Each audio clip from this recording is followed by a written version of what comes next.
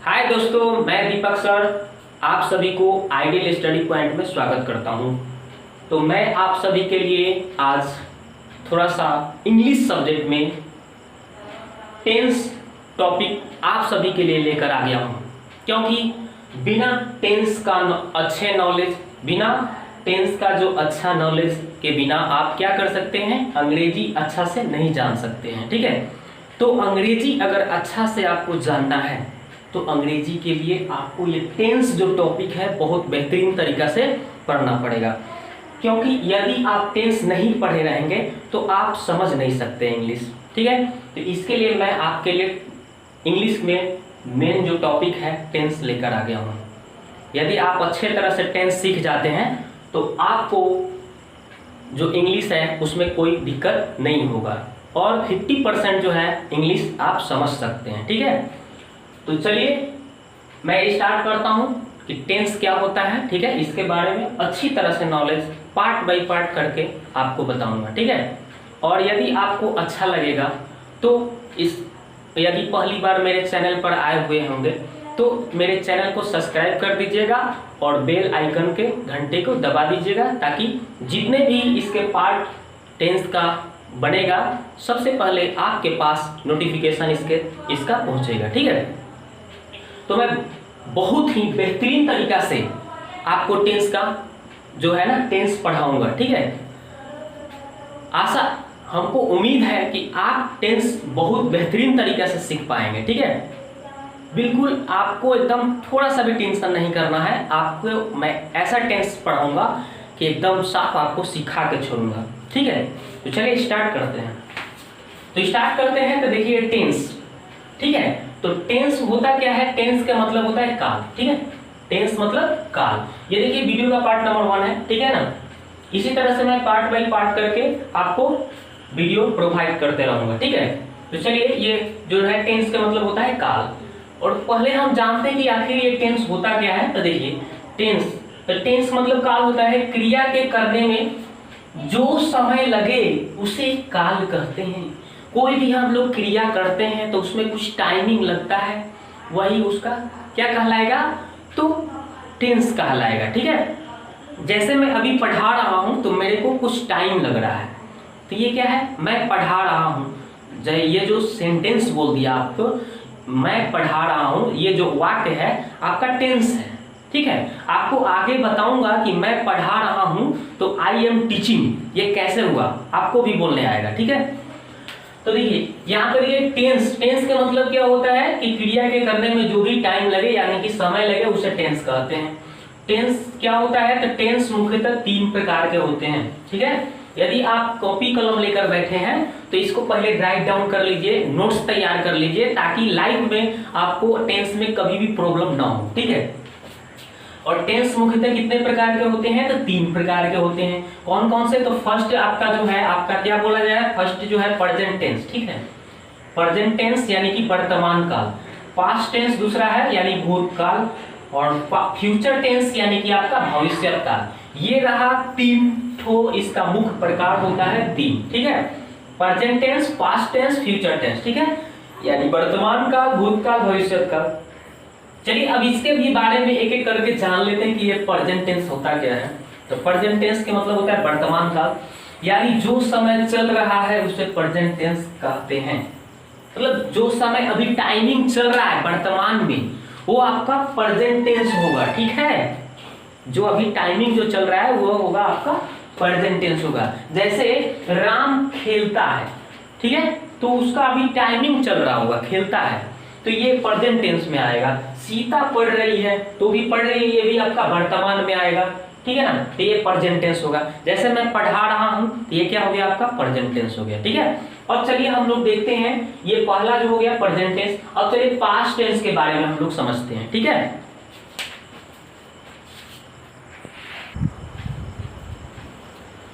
तो अब देखिए दोस्तों हम लोग इसमें क्या करेंगे? अब इसका जो है दूसरा जो है आपका टेंस का जो होता है 3 प्रकार होता है मुख्य रूप से, उसमें जो दूसरा है आपका पास्ट टेंस। ठीक है, तो पास्ट टेंस का अर्थ होता है भूतकाल। तो ये क्या होता है पास्ट टेंस? तो ये जानिए जो समय बीत गया हो, जो समय बीत गया हो उसे पास्ट टेंस कहते हैं। ठीक है, जो भी टाइम आपका बीत गया हो उसको हम लोग क्या बोलते हैं, पास्ट टेंस बोलते हैं। ठीक है, तो देखिए जैसे मैं पटना गया या पटना गया था, तो ये तो बीता हुआ ना बात है, गया था बीता हुआ है, तो ये बीता हुआ बात है, तो ये पास्ट टेंस में होगा। ठीक है, जैसे सीता स्कूल जा चुकी थी, ये भी बात तो बीता हुआ, जा चुकी थी।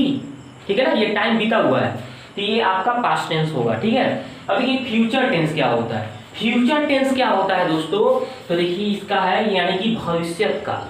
ठीक है, यानी कि जो समय आने वाला है, ठीक है, उसे हम लोग फ्यूचर टेंस कहते हैं। यानी जो समय आने वाला हो उसे आप क्या कहिएगा, फ्यूचर टेंस कहिएगा। जैसे देखिए राम घर जाएगा, तो राम घर जाएगा यानी कि वो उसका टाइम आने वाला है, घर जाने वाला है। ठीक है ना, मतलब घर जाएगा। ठीक है, जैसे मैं आम खाऊंगा, तो अभी खाया नहीं हूं, खा भी नहीं रहा हूं, मतलब खाऊंगा माने टाइम वो आएगा कि मैं उस आम खाऊंगा। ठीक है, या मैं राम घर जाएगा, चाहे ये भी बोल सकते हैं कि मैं दिल्ली जाऊंगा, मैं पटना जाऊंगा। ठीक है, मैं क्रिकेट खेलूंगा, ये सब क्या हो गया, आपका फ्यूचर टेंस हो गया। ठीक है, अब ये प्रत्येक टेंस के चार चार भेद होते हैं। इसमें भी जो मुख्य रूप से आपका जो तीन प्रकार है, present tense, past tense, future tense, उन सभी का भी चार चार भेद बांट दिया गया है। उन सभी का भी चार चार भेद है। तो आइए देखते हैं कि वो चार चार भेद कौन कौन से होते हैं, वो देखते हैं। ठीक है, तो चलिए इसको मिटाते हैं ऊपर।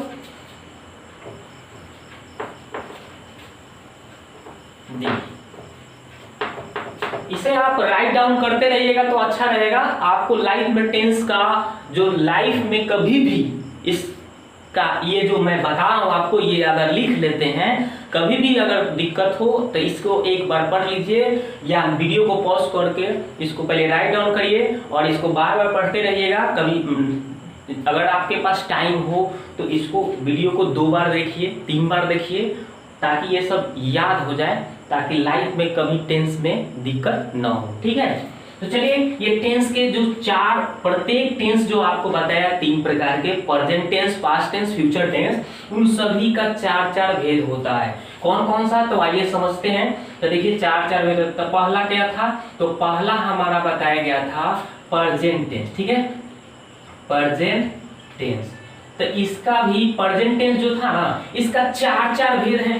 तो प्रेजेंट टेंस का 4 भेद कौन कौन है, तो वो देखिए पहले। ठीक है, उसके बाद हम लोग पास्ट और फिर फ्यूचर को देखेंगे। तो पहला आपका देखिए क्या हो जाएगा, तो इसका देखिए पहला जो भेद होगा आपका, तो present, PRESENT, present indefinite tense. ठीक है, या इसको एक और नाम से जानते हैं, और यानी कि या दूसरा नाम है कि सिंपल प्रेजेंट बोलता है लोग, सिंपल प्रेजेंट।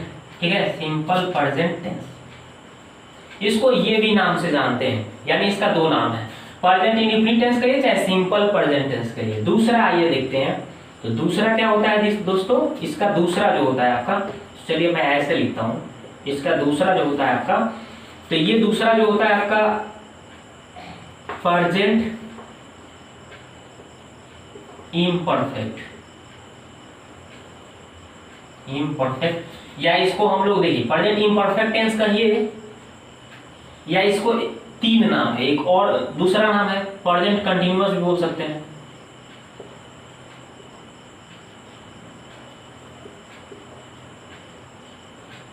कंटिन्यूअस टेंस, या प्रेजेंट प्रोग्रेसिव टेंस भी बोल सकते हैं।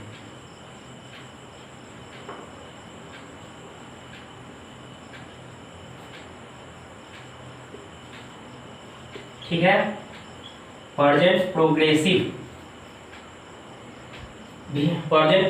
टेंस भी आप बोल सकते हैं। देखिए इसका 3 नाम हो गया। ठीक है, present imperfect tense, present continuous tense, present progressive tense. ठीक है, तो ज्यादातर लोग इसको कंटिन्यूअस बोलता है। ठीक है, तो आपको जो मन करे आप उसको याद रखिए। ठीक है, अब चलिए तीसरा जो होता है आपका उसको देखिए, प्रेजेंट परफेक्ट, इसका एक ही होता है, PR FECT, perfect tense, present perfect tense. और चौथा जो होता है आपका दोस्तों प्रेजेंट परफेक्ट कंटिन्यूअस।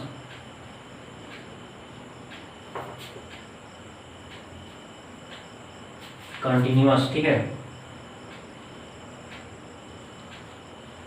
टेंस। तो ये हो गया आपका, ठीक है। तो आपका देखिए प्रेजेंट टेंस का कितना वैल्यू हुआ, 4, ठीक है। कौन कौन सा, तो प्रेजेंट इंडेफिनिट, प्रेजेंट इंडेफिनिट कहिए या सिंपल प्रेजेंट कहिए, प्रेजेंट इम्परफेक्ट टेंस कहिए या प्रेजेंट कंटिन्यूअस टेंस कहिए या प्रेजेंट प्रोग्रेसिव टेंस कहिए, और तीसरा होता है प्रेजेंट परफेक्ट टेंस, और चौथा होता है प्रेजेंट परफेक्ट कंटिन्यूअस टेंस, ठीक है। तो हम आपको बता देता हूँ कौन सा याद रखिएगा तो ज़्यादा अच्छा रहेगा, ये वाला याद रखिए। तो इसको भी आप याद रखेंगे तो अच्छा ही रहेगा, ठीक है। प्रेजेंट इंडेफिनिट टेंस कहिए, इसको प्रेजेंट इम्परफेक्ट टेंस कहिए, इसको प्रेजेंट परफेक्ट टेंस कह दीजिए, ठीक है। इसको प्रेजेंट परफेक्ट कंटिन्यूअस टेंस कह दीजिए, ठीक है। राइट, इसको आप चाहेंगे तो राइट डाउन कर सकते हैं यानी लिख सकते हैं, ठीक है। इसी तरह से आप क्या हो जाएगा, प्रेजेंट का हुआ ना, तो इसी तरह से पास्ट का भी 4 होगा, ठीक है। तो वो भी बता देता हूँ।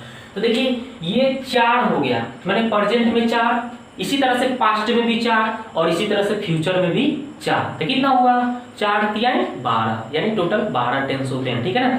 तो इस 12 टेंस को आपको अच्छी तरह से मैं आपको एक एक करके अच्छी तरह से पढ़ाऊंगा, ठीक है। चलिए ये तो आप 4 उतार लिए होंगे, प्रेजेंट के 4। अब चलिए पास्ट का भी 4 बताता हूँ। तो देखिए इसी में थोड़ा सा मैं चेंजिंग कर दे रहा हूँ। इसमें क्या करना है, देखिए पास्ट लिखूंगा, पास्ट, तो यहाँ पे लिख देता हूँ पास्ट, ठीक है। तो पास्ट टेंस हो गया, यानी कि कौन सा हो गया, दूसरा नंबर, ठीक है। इसमें भी 4 भेद होंगे, इसका भी 4 भेद होगा। तो कौन कौन सा, देखिए तो इसका आपका देखिए पहला जो है आपका यहाँ पे प्रेजेंट है ना, प्रेजेंट जहां जहां दिख रहा है उसको आप पास्ट कर दीजिए, ठीक है, बस हो जाएगा। जहां जहां प्रेजेंट लिखे हैं उसको हम पास्ट कर दे रहा हूँ, ठीक है।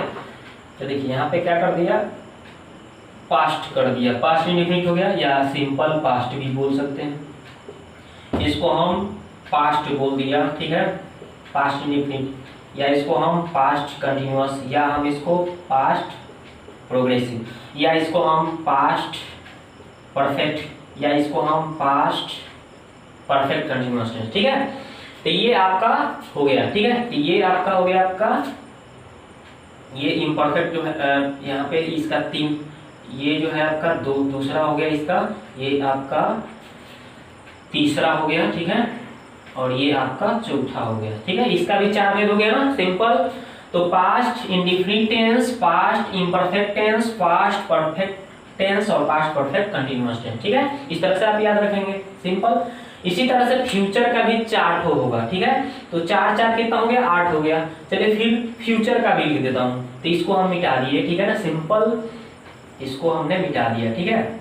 जहां जहां पास्ट लिखा है वहां पे हम क्या कर देंगे, फ्यूचर लिख देंगे, ठीक है। तो फ्यूचर का हो जाएगा। तो यहाँ पे देखिए तीसरा नंबर जो था आपका फ्यूचर टेंस लिखा हुआ था, तो फ्यूचर टेंस, तो इसका हम लिख देता हूँ future indefinite, future FUTURE, future. तो सिंपल फ्यूचर टेंस, इसको हम फ्यूचर लिख देंगे, FUTURE, फ्यूचर। इसको हम लिख देंगे future, FUTURE, future continuous, FUTURE, future, ठीक है। फ्यूचर प्रोग्रेसिव, अब फिर इसके बाद लिख दूंगा future, FUTURE, future perfect tense, ठीक। इसको हम लिख देते हैं फ्यूचर, FUTURE, फ्यूचर, क्या हो जाएगा आपका, फ्यूचर परफेक्ट कंटिन्यूअस, ठीक है। इस तरह से फ्यूचर थोड़ा सा और अलग लिख देता हूँ, FUTURE, फ्यूचर। तो इसको आपको कैसे याद रखना है, तो future indefinite, future imperfect, future perfect, future perfect continuous, ठीक है। यानी टोटल क्या है, 4 उसमें हुआ, 4 मतलब प्रेजेंट का 4, पास्ट का 4 और फ्यूचर का भी 4, कितना हो गया टोटल 12, ठीक है। आपको आशा करता हूँ कि याद हो गया होगा। चलिए मिटाता हूँ इसको और एक बार ऐसे ही बता देता हूँ आपको, आप इसको लिख सकते हैं। चलिए अब एक एक टेंस के बारे में हम लोग अच्छी तरह से पढ़ेंगे, ठीक है। तो टोटल कितना हो गया 12। देखिए मैं आपको एक बार बोलकर बताता हूँ कैसे याद करना है। तो देखिए प्रेजेंट में पहले बोलता हूँ, तो प्रेजेंट इंडेफिनिट, ठीक है। पहला क्या है, प्रेजेंट इंडेफिनिट। दूसरा क्या है, प्रेजेंट इम्परफेक्ट। तीसरा क्या है, प्रेजेंट परफेक्ट। और चौथा क्या है, प्रेजेंट परफेक्ट कंटिन्यूअस टेंस। ठीक है, यानी कि present indefinite, present imperfect tense, present perfect tense, present perfect continuous tense. इस तरह से पास्ट का भी past indefinite, past imperfect, past perfect, past perfect continuous. ठीक है, इस तरह से future indefinite, future imperfect, future perfect, future perfect continuous, यानी टोटल 12 हो गया। ठीक है, इस तरह से आप याद रख सकते हैं। ठीक है, अब चलिए एक जो पहला टेंस है ना, क्या पहला टेंस था उसके बारे में आपको पहले पढ़ाता हूँ। तो पहला नंबर जो टेंस था आपका, उसको हम लोग अच्छी तरह से पढ़ेंगे आज। ठीक है, PRESENT, present indefinite, INDEFINIT, indefinite tense. ठीक है, तो इसके बारे में हम लोग अच्छी तरह से पढ़ेंगे। तो देखिए इसका पहचान क्या है, हम कैसे पहचानेंगे कि ये प्रेजेंट इंडेफिनिट टेंस है, कैसे पहचानेंगे। तो देखिए इसके अंत में, जब अंत में वाक्य के कहीं अंत में देखिएगा दोस्तों, वाक्य, तो इसको पहले हम इसका पहचान लिख देता हूँ यहाँ पे। चलिए इसका ये जो है पहला टेंस जो है आपका, ये पहला टेंस है ना, इसको आप मान के चलिए पहला टेंस था। तो इसका हम सबसे पहले इसका पहचान लिख देता हूँ कि पहचान क्या है। ठीक है, लिखिए यहाँ पे पहचान, कि पहचानेंगे कैसे कि ये पहला टेंस है। ठीक है, तो देखिए इसका पहचान ये है कि जब वाक्य के अंत में, ठीक है, वाक्य के अंत में आपको क्या दिखाई दे, अंत में ता है दिखाई दे, ठीक है, ती है दिखाई दे, या ते है दिखाई दे आदि। तो बस ता है ती है अंत में दिखाई दिया वाक्य के, तो कौन सा टेंस होगा, प्रेजेंट इंडेफिनिट टेंस। सिंपल, आपको पहचानने में आ गया। जैसे मैं खेलता हूँ, सीता पढ़ती है, वह पढ़ता है, ठीक है, वह बाजार जाता है, मैं पढ़ना जाता हूँ, बहुत सारा आप बोल सकते हैं। ता है, ती है, ते है, जहां भी वाक्य के अंत में आया बस आपको कौन सा टेंस बताना है, तो प्रेजेंट इंडेफिनिट टेंस बताना है। ठीक है, सिंपल।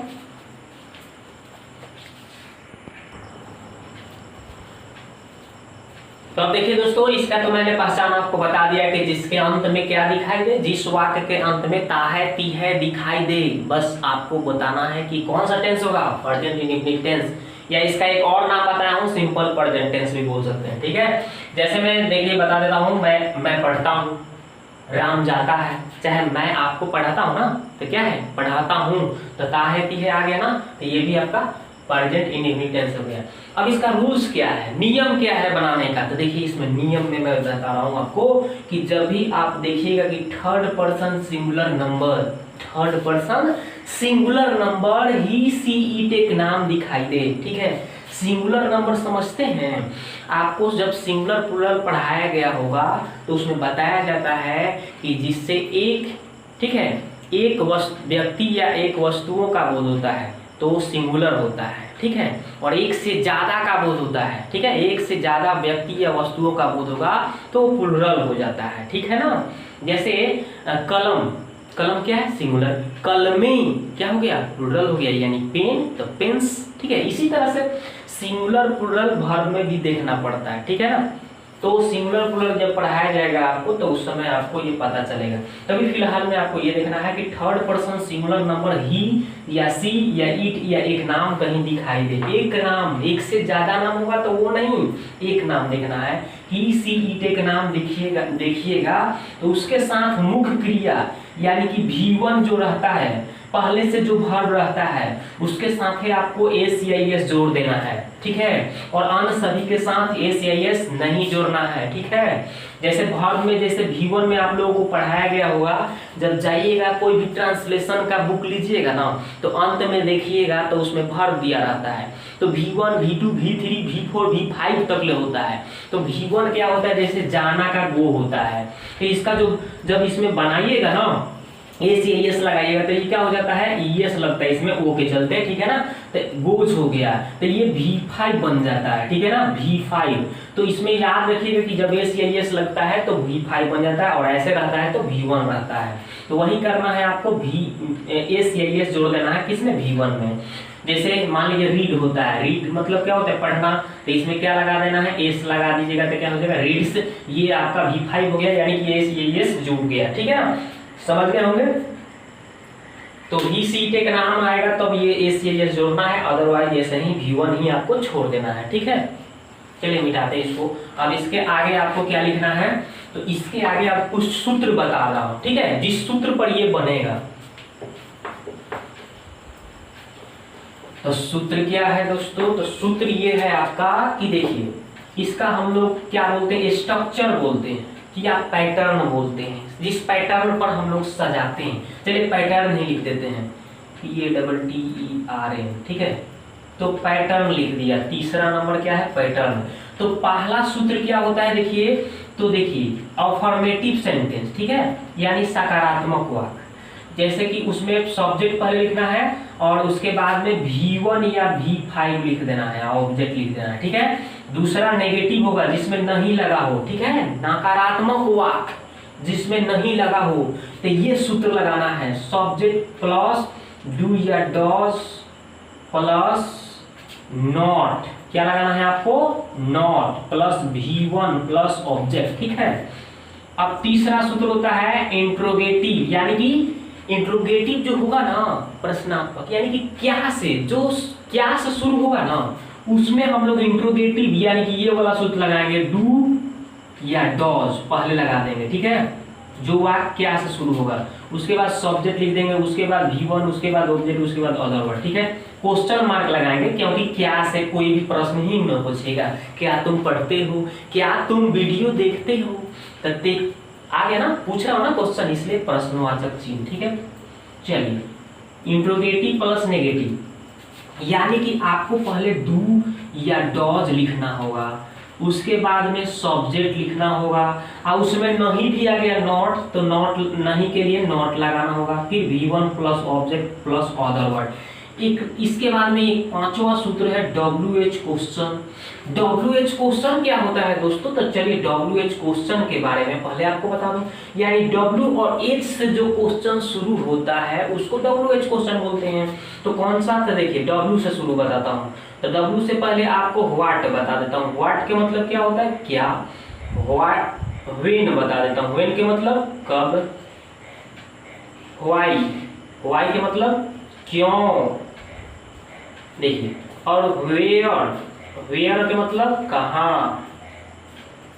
उसके बाद में होता है हु, मतलब कौन। उसके बाद में हाउ, मतलब कैसे। तो देखिए ये 6, मतलब ये 6, इसमें 6 दिख रहा है ना आपको, 6 जो ये आपका क्वेश्चन WH क्वेश्चन है, ये इसको आपको कम से कम याद रखना होगा, ठीक है। इसका यूज इसमें होता है, ठीक है ना। इसके अलावा और भी होता है, लेकिन मुख्य रूप से ये 6 होता है, इसको आपको याद रखना है, ठीक है। तो यहाँ पे WHQ का मतलब ये सभी चीज, ठीक है। WHQ के मतलब ये WHQ के अंतर्गत ये सब आते हैं, ठीक है। इसको याद रखना है WHQ का मतलब, ठीक है। कि WHQ से जो शुरू होता है, यानी कि व्हाट मतलब क्या, व्हेन मतलब कब, व्हाई मतलब क्यों, वेयर मतलब कहाँ, हु मतलब कौन, हाउ मतलब कैसे। चलिए WHQ कैसे होता है? तो WHQ का पहले वो लिख देंगे, ये सब WHQ जो वर्ड है उसको लिखेंगे, उसके बाद में डू चाहे डॉज, उसके बाद में सब्जेक्ट, उसके बाद में अगर नहीं रहेगा तो नॉट लगाना है, नहीं होगा तो छोड़ देना है। इसीलिए मैं इसमें पोस्ट में लिख रहा हूँ कि यदि नहीं होगा तो उसमें नॉट लगाना है, नहीं तो छोड़ देना है। प्लस आपको V1 plus subject plus question mark लिख देना है, कहानी खत्म, ठीक है। अब चलिए इसको हम इसका एग्जाम्पल समझते हैं। अब इसका यूज कैसे करेंगे, ठीक है। अब हम टेंस बनाना सीखेंगे, ठीक है। कैसे बनाएंगे ये समझते हैं। तो मिटाते हैं इसको, ये आप राइट डाउन कर लीजिए, ठीक है ना। तो इसको मिटाता हूं, ठीक है। चलिए यहाँ पे इसको मिटाता हूं, ये पैटर्न मिटा देता हूं, और देखिए मैं इसको सूत्र को ऐसे ही रहने देता हूं ताकि आपको समझाने में मुझे सुविधा होगा। तो चलिए हम इस पहले सूत्र पर सेंटेंस, चाहे ये 5 सूत्र पर मैं एक एक सेंटेंस बता देता हूं, ठीक है, एक एक या 2-2। तो चलिए बताता हूं। तो देखिए सबसे पहले सकारात्मक वाक्य में जैसे मान लीजिए राम पढ़ता है, ठीक है, राम पढ़ता है, या बोल देता हूं कि मैं खेलता हूं, चाहे मैं क्रिकेट खेलता हूं, लीजिए क्रिकेट खेलता हूं।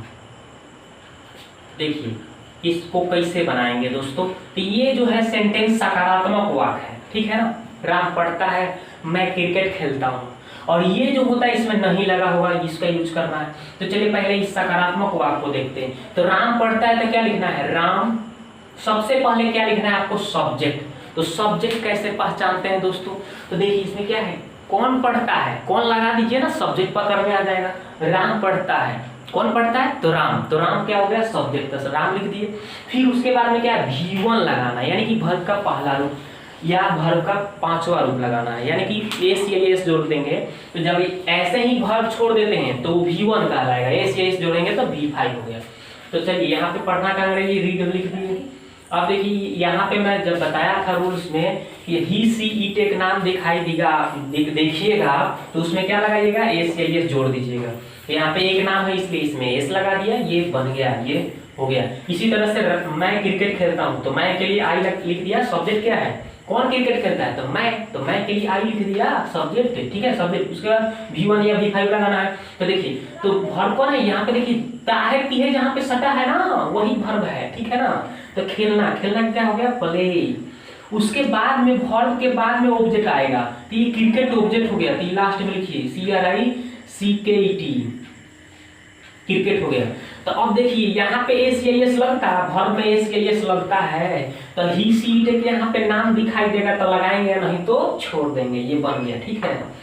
तो ये पहला सेंटेंस माने पहला जो सूत्र था इसका मैं एग्जांपल 2 समझाया आपको, आशा करता हूँ कि आप समझ गए होंगे। चलिए अब नेगेटिव नकारात्मक वाला का समझाता हूँ आपको, तो जिसमें नहीं लगा हो, ठीक है ना, नहीं लगा हो वैसा सेंटेंस लीजिए। जैसे देखिए नहीं वाला, देखिए जैसे मैं नहीं पढ़ता हूँ, चलिए इसको बनाइए आप, मैं नहीं पढ़ता हूँ, या फिर लिख दीजिए सीता नहीं खेलती है, ठीक है।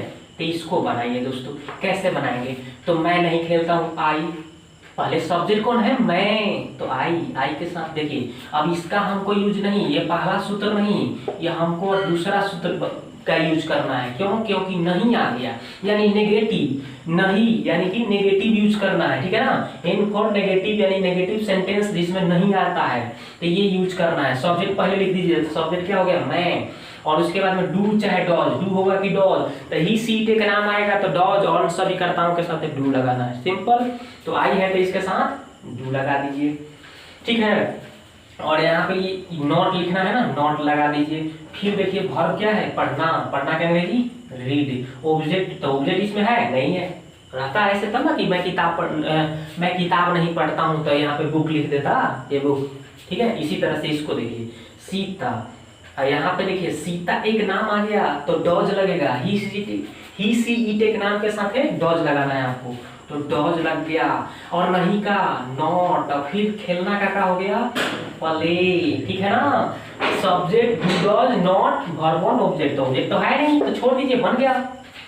फुल स्टॉप यहाँ पे लगाना नहीं भूलिएगा दोस्तों, ठीक है। तो ये आपको समझ में आ गया होगा। अब चलिए तीसरा एग्जांपल देखते हैं। तो ये हम पहला सूत्र बता दिया, ठीक है आपको, दूसरा सूत्र अब दूसरा भी बता दिया। अब चलिए तीसरा सूत्र बताता हूँ।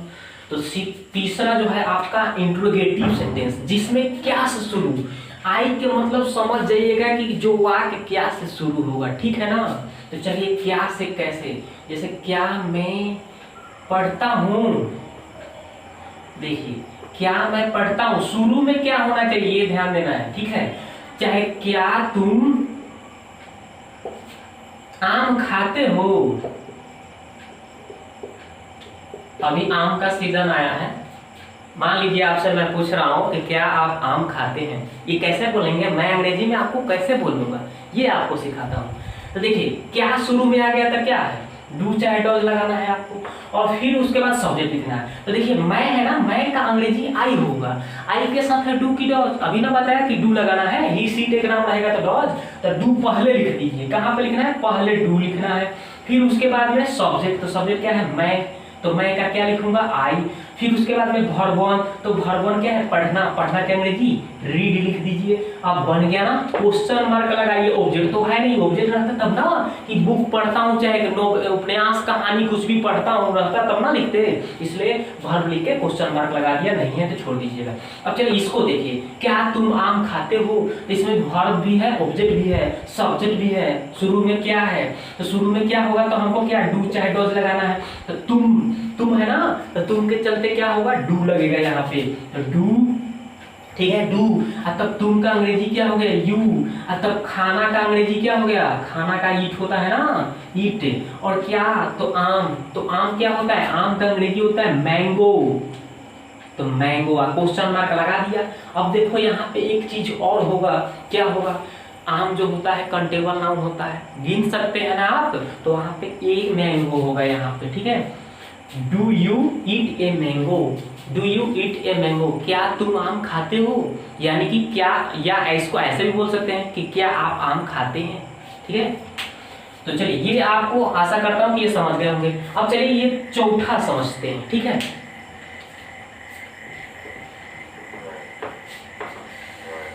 तीसरा भी समझ गए, अब चलिए चौथा समझते हैं। तो देखिए इसमें क्या होगा, 4 नंबर जो सूत्र आपको बताया जा रहा है कि क्या, इंट्रोगेटिव के मतलब शुरू में क्या दिखे, और नेगेटिव, प्लस में नेगेटिव यानी कि उसके साथ नहीं भी लगा हो, तब ये सूत्र लगाना है। जैसे क्या मैं अंग्रेजी नहीं पढ़ता हूँ। अब देखिए दोस्तों इसको कैसे बनाएंगे, तो इसी तरह से डू पहले चाहे डॉज पहले, तो आई है ना, मैं का आई होगा, तो उसके चलते हम यहाँ पे डू लगाएंगे, डू लगाएंगे, ठीक है ना, सिंपल। तो यहाँ पे डू, तब अंग्रेजी मैं का आई हो गया। अब देखिए नेगेटिव नहीं है ना, तब देखिए डू या डॉज के बाद सब्जेक्ट लिख देना है आई, उसके बाद नॉट लगाना है, तो चलिए नॉट लगाइए जी, तो नॉट लगा दिया। और फिर क्या है, वर्ब वन, तब वर्ब क्या है यहाँ पे, पढ़ना, तो रीड लिखिए, और फिर अंग्रेजी का लिखिए इंग्लिश, ठीक है, तो इंग्लिश लिख दिया दोस्तों। आप फिर क्या, क्वेश्चन मार्क लगा देना है, तो क्वेश्चन मार्क हम लगा दिए। तो do I not read English, क्या मैं अंग्रेजी नहीं पढ़ता हूँ। एक और देखिए, क्या सीता खाना नहीं पकाती है, खाना नहीं पकाती है। इसको देखिए दोस्तों कैसे बनेगा, उसी तरह से ना बनेगा। तो देखिए यहाँ पे सीता आ गया, एक नाम आ गया, तो क्या लगाना है, डॉज लगाना होगा। तो डू की डॉज, तो डॉज लगाइए, डॉज, ठीक है। एक से ज्यादा नाम रहेगा तो डू लगाना, ठीक है, डॉज। और फिर सब्जेक्ट क्या है, सीता, तो सीता के लिख दो, ठीक है। उसके बाद नहीं के नॉट लिखो, यहाँ पे नहीं दिख रहा है आपका, नॉट लिख दो। फिर वर्ब क्या है, पकाना, तो पकाना क्या होता है, कुक। खाना का क्या होता है, फूड।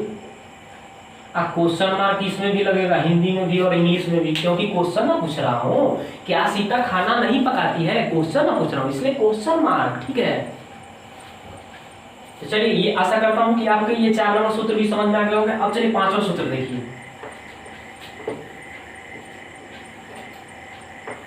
तो ये देखिए 5वां सूत्र क्या है कि WHQ, ठीक है।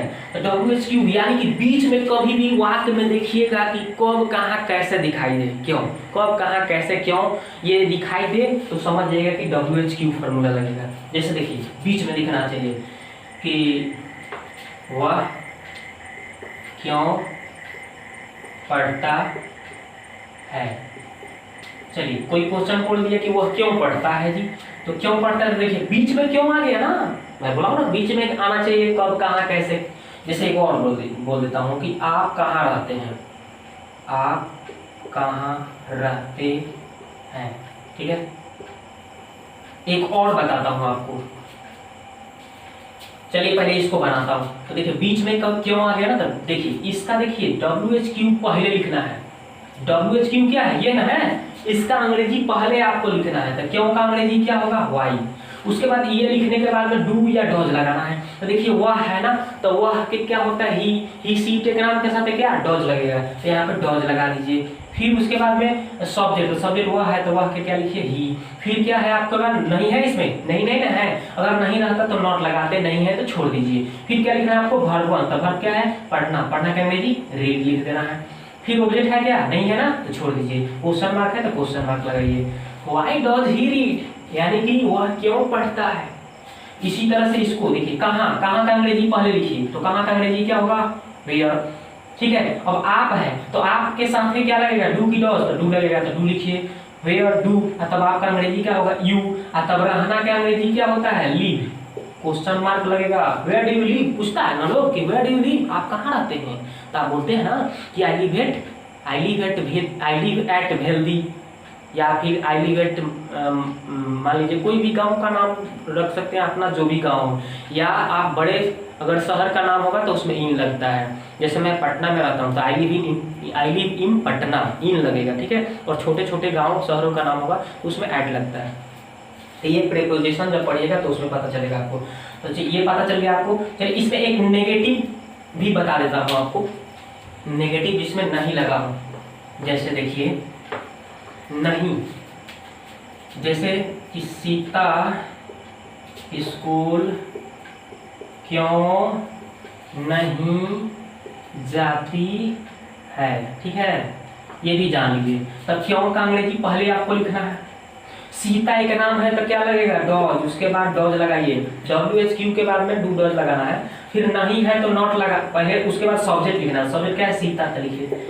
तो सीता WHQ, उसके बाद में डू डॉज, उसके बाद सब्जेक्ट, उसके बाद नहीं रहेगा तो नॉट लगाना था। नहीं है ना इसमें तो इसमें नॉट लगाइए। फिर क्या है, वर्ब वन। तो वर्ब जाना के क्या होता है, देखिए यहाँ पे जाना है ना, ताते की जिसमें सटा है तो जाना का अंग्रेजी हो गया। कहाँ जाना है जी, तो स्कूल। तो क्या हो जाएगा, टू स्कूल, स्थान परिवर्तन हो रहा है, टू लगेगा, टू क्या हो जाएगा, स्कूल, SCHOOL, स्कूल, ठीक है। क्वेश्चन मार्क लग जाएगा दोस्तों, क्वेश्चन मार्क, ठीक है। तो ये इसका ट्रांसलेट हो गया, ठीक है। तो आशा करता हूं कि आपको ये पहला जो टेंस है आपको समझ में आ गया होगा, ठीक है। इस तरह से आप कोई भी बुक ले लीजिए RK सिन्हा का, या कोई भी आप ट्रांसलेशन का बुक ले लीजिए जिसके अंत में ता है ती है, देखिए, ठीक है, वो आपका सिंपल प्रेजेंट टेंस या प्रेजेंट इंडेफिनिट टेंस कहलाएगा। तो उसको आप बनाइए, और मैं जैसे आपको सूत्र बताया, एक एक एग्जाम्पल बताया, इतना अच्छी तरह से बेहतरीन तरीका से बताया कि आपको उसमें कोई परेशानी नहीं होगा, मैं आशा करता हूँ। तो उसको बनाइए, ठीक है, और बनाइएगा तो एकदम बिल्कुल सही होगा। और प्रैक्टिस करिए और अपना जानकारी को बढ़ाइए। आप बोल भी सकते हैं, बहुत तरह के यूज है इसमें। जैसे मैं सुबह में पढ़ता हूँ तो आई रीड मैं पढ़ता हूँ सुबह में, इन द मॉर्निंग, सिंपल, ठीक है। मैं अंग्रेजी बोलता हूँ, आई स्पीक इंग्लिश, ठीक है। आप भी बोल सकते हैं मेरे जैसा। अंग्रेजी बोलना कोई भारी चीज नहीं है, आपको केवल रूल सीखना होगा, कुछ वर्ड पावर, जो वर्ड है ना, वर्ड को रिमेंबर करना पड़ेगा, ठीक है। If you want to speak English, यदि आप अंग्रेजी बोलना चाहते हैं तो क्या करना पड़ेगा, you will have to remember the word meaning, यानी कि आपको वर्ड मीनिंग याद करना पड़ेगा, ठीक है। और जो मैं रूल दे रहा हूँ, ये रूल बता रहा हूँ ना, इसको भी आपको फॉलो करना है, याद करना है, ठीक है। चलिए, यदि दोस्तों आपको ये वीडियो अच्छा लगा तो लाइक कर दीजिए, और पहली बार आए हैं मेरे चैनल पर तो सब्सक्राइब कर दीजिए, और इसको इतना शेयर करिए ताकि मेरा भी हौसला बढ़े, और आपके लिए इस तरह से मैं इंग्लिश भी एकदम बिल्कुल अच्छी तरह से आसानी तरीके से सिखा सकूं, ठीक है। Thank you very much.